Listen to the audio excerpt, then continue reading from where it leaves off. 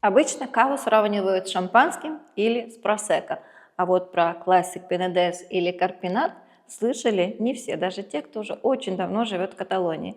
Поэтому наливайте себе бокал с игристым, усаживайтесь поудобнее, а я вам расскажу обо всех отличиях и что самое важное нужно знать об этих трех игристых винах Каталонии. Вы наверняка знаете, что родиной кавы считается Каталония, и если быть еще точнее, винодельческий регион Пинедес. До 1959 года все игристое вино, произведенное здесь классическим методом, называлось шампанским. Чампань, говорили каталонцы, любой с пузырьками в бокале. И только в 1959 году название кава официально появилось в испанском законодательстве об игристых винах, и чуть позже был создан регулирующий орган – ДО Кава. И так продолжалось десятилетиями, до момента, когда внутри самого Пенедеса возникли разные взгляды на будущее игристых вин. Но об этих разногласиях чуть позже. А сейчас, что такое кава сегодня?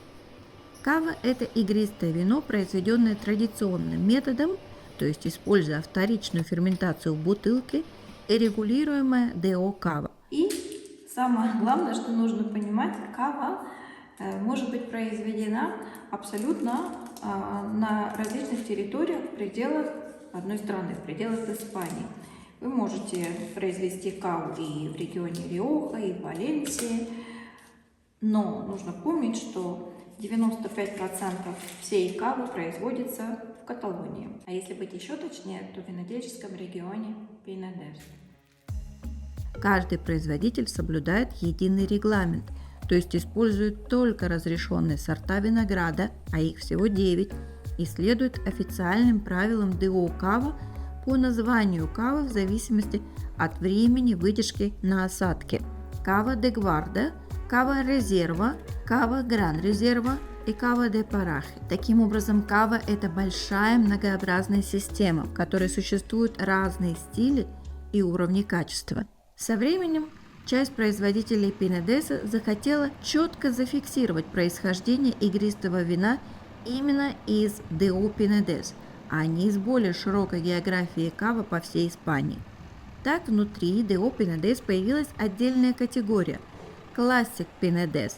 Ее официальные принципы – это виноград исключительно из региона Пинедес, 100% органическое виноградарство, классический метод, минимальная выдержка 15 месяцев. Обязательная дата дегоржаж на этикетке. Обращайте внимание на это, когда покупаете любое игристое вино. Если на этикетке указана дата дегоржаж, то это очень важный фактор, который вам будет говорить о том, что производитель заботится о качестве своего вина, потому что, как правило, любое игристое вино должно потребляться в течение 1-2 лет после того, как был произведен дегоржаж. Так как такое игристое производится под контролем ДО Пинедес, то для производства Classic Пинедес разрешены те же сорта, что и для производства тихих вин. А это значит, что мы можем встретить и Gewürztraminer, и Мушкатель, которые запрещены в ДО Кава. И, наконец, что же такое карпинат? Карпинат был создан в 2018 году другой группой виноделин, которые вышли из ДО Кава, чтобы работать по собственному, более строгому стандарту. Нужно понимать, что карпинат – это не регион, не ДО, а коллективная марка, зарегистрированная в Евросоюзе. Какой там красивый виноград везут. Блестит на солнце, переливается. Согласно официальным обязательствам карпинат, виноград происходит только из сердца Пинедеса. Собственное название карпинат именно так и переводится. 100% органическое виноградарство. Обязательный ручной сбор. Это очень важное отличие карпинат от кавы и от Classic Пинедес. Минимальная выдержка 18 месяцев. Кроме того, минимум 90% используемого винограда должны быть местные уникальные сорта. Винодельня должна иметь как минимум одно игристое вино с выдержкой 30 месяцев и одно с выдержкой 60 месяцев. Вся винификация и производство происходит на собственной винодельне. Можно ли найти производителя кавы, который будет выполнять все те же требования, что и Карпинат и Classic Penedès, но будет находиться под регулированием ДО Кава? Можно, конечно. Вся кава резерва и гран резерва с 2025 года производится только из органического винограда. Есть винодельни, которые выдерживают каву и 5, и 10, и 15 лет, прежде чем она поступит к потребителю. Есть и такие, которые собирают виноград только вручную. Но процент таких винодельн очень незначительный, и нужно поискать таких производителей. Подводя итог, говоря простым языком, все три категории обязательно производятся одним и тем же методом – классическим методом, методом вторичной ферментации в бутылке. То есть здесь у них различий нет.